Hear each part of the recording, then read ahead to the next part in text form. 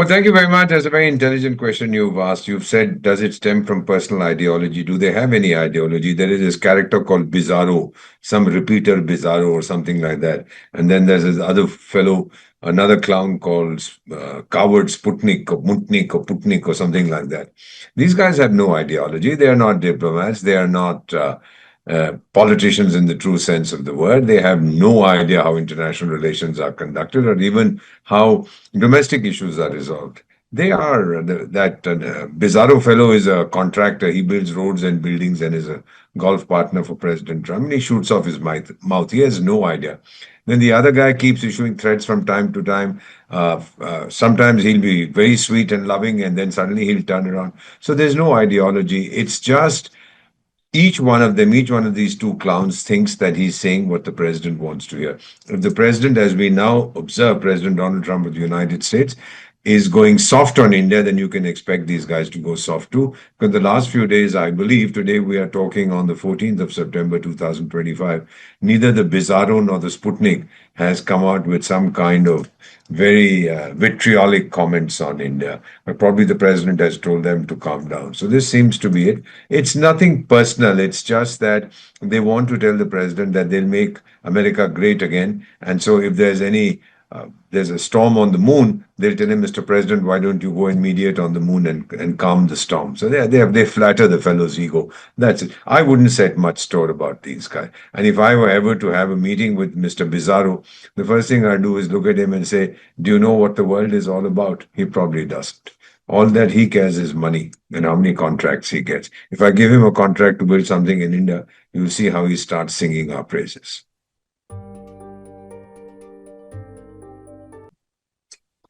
I had heard of this person and I'd seen him from a distance. I'd never met him. What it tells you is, and I'm sorry I anticipated your question, it tells us that America is a very disturbed society. On the one hand, you have the president ranting and raving about what he calls the radical left. And this is, of course, a very dangerous time. This is a country with more guns than people. And what happens is, the danger is that one or two chaps will draw their guns, shoot people, and then armed mobs will come onto the street in revenge attacks. Now, this is the time for Donald Trump to show real leadership and quickly reduce the heat. This is a country that is fast approaching boiling point. Does he have the ability or the inclination to do that? Now, social media posts after Kirk's assassination filled with people on the right saying, kill all those guys on the left. Fellows on the left have been celebrating and saying, kill all those excuse me, fellows on the right. So it's an extremely disturbed and divided society. My own feeling is that all politicians in America are now running scared. They are canceling their public meetings. They don't want to go out. They don't know who's going to hit them. My own feeling is that out of this chaos, America does have the amazing ability to self-correct. I've heard about this. I didn't see it. I was too young at that time in 1968. It was a very bad year for the United States. I mean, one French travel agency had even posted, go visit the United States before it disappears.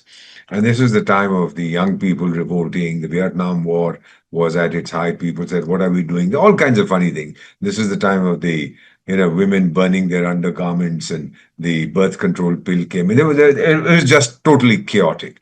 And this seems to be repeating itself, not in terms of, the kind of stuff that we saw in 1968, but now everybody with a gun can just change the course of history. And that's what they've done with the shooting of Charlie Kirk. Very fine young chap. He spoke very well when I listened to him speak. Now it seems that he's gone. And I shudder to think of what will happen if the right, which claims to represent Trump, or which he thinks is his constituency, if they retaliate. Trump has already said that the fellow who killed him was a radical leftist. So he's already decided. And this kind of division between left and right, it's not going to help anybody. I recall that, when was it, in 2021, January 2021, Trump's supporters had stormed Capitol Hill. There were allegations that he had egged them on. He said, no, they just stole the election from me. Now you're telling someone, yaar, main bada acha aadmi hu, dekho mujhe ye tang kar rahe hain. So people come and beat up the guys. You say, tang karo me. You say, maine thoda na bola tha, maro unko. What do you expect them to believe? If you say these guys are crooks, they stole the election, and then you say, oh, they did? Okay, let's go beat them up. And you just keep quiet and say, Jo karna tiger, wo karo. Later, somebody said, Dekha, tune unko bheja. No, I didn't send them. I just said, Jo karna karo.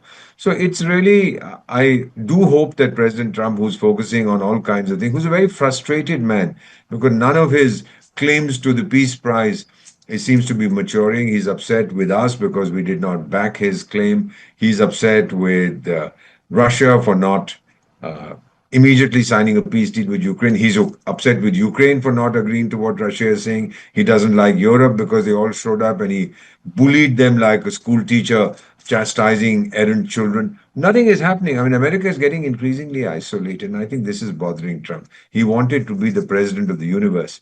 The poor fellow is not even the president of Washington, D.C. No, I don't see that happening because if there's one person who is reviled in India, it's Donald Trump. Even my cab driver laughs at him because "Saab ye pagal ho gaya kya?" I have no answer to give him. So they haven't divided India in any way. They've united India. We've turned around and said we're not going to bend before you. We are not rigid, but in this matter, we are standing firm. And I think that is reassuring the people of India that we have the strength and the capability to stand up for our rights. So that's why we have is imposing tariffs on us and so on. All right, we'll be hurt, but we'll survive. And Mr. Trump had better remember that a country of 140 crores, 1.4 billion, don't mess around with them because the purchasing power of this country with a per capita of about $3,000 a year, average per capita, is tremendous. And if American companies lose out, if we look to Europe and we look elsewhere, well, that's going to be their loss, not mine. I'll find people, I'll find markets. It's going to hurt American companies.